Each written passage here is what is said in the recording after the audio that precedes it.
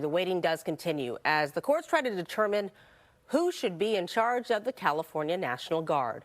Attorneys for the state and the president made their case in front of the Ninth Circuit Court of Appeals this afternoon. Today's hearing follows a lower court ruling last week that gave control back to the governor before that ruling was paused on appeal. Let's go now to KTVU's Greg Lee, who was at that hearing and has details. Greg. Yeah, Claudine, good evening to you. The question before this panel of judges now, did President Trump follow the law when he federalized the California National Guard? This case not only being closely watched in Los Angeles, but all around the country. Governor Newsom et al. Versus President Donald J. Trump et al. Inside this courtroom in San Francisco, lawyers for the state of California and the Trump administration made their arguments in front of a federal appeals panel, the latest chapter of the legal battle between Governor Newsom and the president. At issue, Mr. Trump's deployment of some 4,000 California National Guard troops in L.A. without the governor's consent amid ongoing protests of immigration enforcement. It interferes with the president's commander-in-chief powers based on an erroneous interpretation of the applicable statute. It upends the military chain of command. It gives state governors veto power over the president's military orders.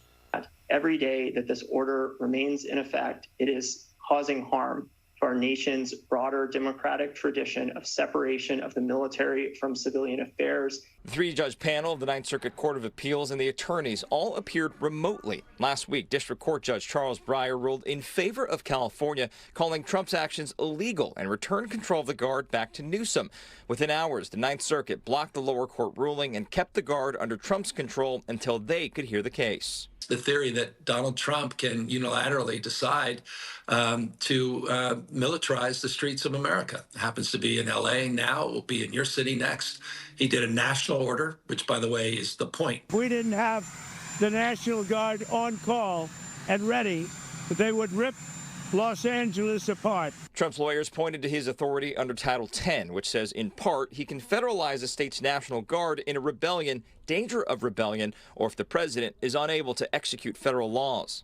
Violent riots in Los Angeles constitute a rebellion against the authority of the United States. Those guardsmen are necessary on the ground today to prevent breaches of the federal buildings, to protect ICE officers. For the first time in our nation's history, defendants federalized thousands of members of the state National Guard in circumstances where none of those factual predicates exist, and they circumvented the governor. DOJ lawyers also reiterated their argument that the courts do not have a role in questioning the president's judgment. The panel, made up of 2 Trump appointees and 1 appointed by former President Biden, both sides speaking in stark terms when urging the court to rule in their favor. Commend to the court, it is essential that this injunction be stayed, otherwise lives and property will be at risk. It would allow defendants to continue diverting thousands of guardsmen away from critical work at the state level, including wildfire prevention and drug interdiction.